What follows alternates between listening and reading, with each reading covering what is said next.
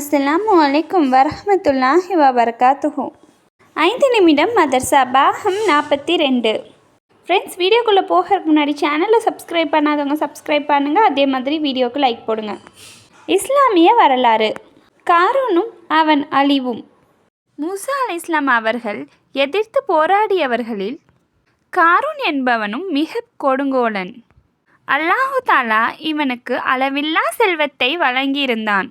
இவனது கஜானா சாவிகளை பல பயன்வான்கள் சேர்ந்து தூக்குவதிலேயே சோர்ந்து விடுவார்கள். இவ்வளவு செல்வங்களை பெற்றவன் அல்லாவை மறந்து மஹமதை கொண்டிருந்தான். இவனிடம் மூசா அலைஹிஸ்ஸலாம் அவர்கள், அகந்தை கொண்டு அலையாதே, ஆணவம் கொண்டோரை அல்லாஹ் விரும்புவதில்லை. அல்லாஹ் உமக்கு வழங்கியதை கொண்டு உனது மறுமையை சீர்படுத்திக்கொள், பூமியில் குழப்பம் விளைவிக்காதே என்பது போன்ற அறிவுரைகளை கூறினார்கள். இதை கேட்ட காரூன், இச்செல்வம் நான் எனது திறமையால் சேர்த்ததாகும், இதில் யாருக்கும் எவ்வித உரிமையும் இல்லை என கர்வத்துடன் கூறினான்.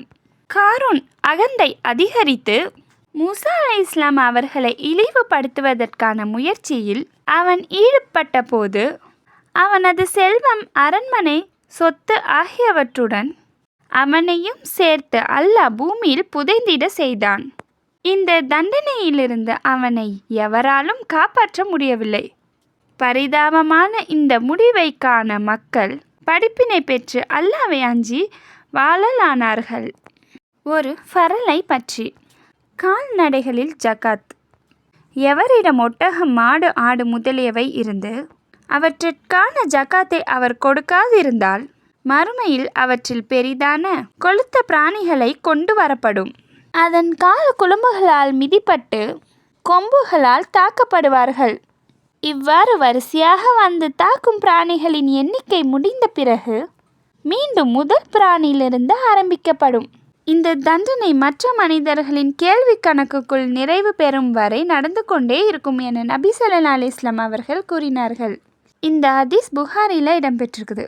தங்கம், வெள்ளி மற்ற ஏழைய பொருட்களுக்கு ஜகாத் வழங்குவது போன்று பிராணிகளுக்கும் உரிய எண்ணிக்கை இருந்தால் ஜகாத் வழங்குவது கடமையாகும்.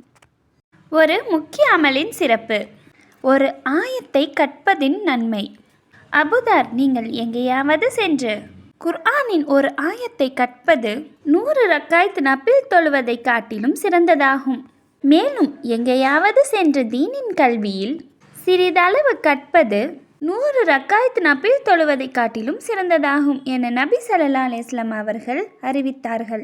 இந்த ஹதீஸ் இப்னு மாஜால இடம்பெற்றிருக்கு. ஒரு பாவத்தை பற்றி. மார்க்கம் அறியாமல் சட்டம் சொல்வது. நபி ஸல்லல்லாஹு அலைஹி வஸல்லம் அவர்கள் கூறினார்கள், எப்பொழுது இவ்வுலகிலும் ஆலிம்கள் இல்லாமல் போவார்களோ அப்பொழுது மக்கள் முட்டாள்களை தங்களது தலைவராக தேர்ந்தெடுத்து கொள்வார்கள். அத்தலைவர்களிடம் சட்டம் கேட்கப்பட்டால் அவர்கள் தமது சொந்த கருத்தை கூறி தாமும் வழிகெட்டு பிறரையும் வழிகெடுப்பார்கள். இந்த ஹதீஸ் புகாரியில் இடம்பெற்றிருக்கு. மறுமையை பற்றி. சொர்க்கவாசிகளுக்கான வரவேற்பு. குர்ஆனில் அல்லாஹு தாலா கூறுகிறான், முஸ்லிம்கள் அல்லாஹ்வை சந்திக்கும் நாளில் உங்களுக்கு சலாம், சாந்தி உண்டாகட்டும் என கூறி வரவேற்கப்படுவார்கள். மேலும் அவர்களுக்கு சுவனத்தில் மிக சிறப்பான நற்கூலியும் அல்லாஹ் சித்தப்படுத்தி இருக்கிறான். குர்ஆனின் அறிவுரை. குர்ஆனில் அல்லாஹு தாலா கூறுகிறான், நம்பிக்கையாளர்களே, நீங்கள் அல்லாஹ்வின் மீது, அவன் தூதரின் மீதும், அவருக்கு அருளப்பட்ட வேதத்தின் மீதும், அதற்கு முன்னால் இறக்கப்பட்ட வேதங்களின் மீதும் நம்பிக்கை கொள்ளுங்கள்.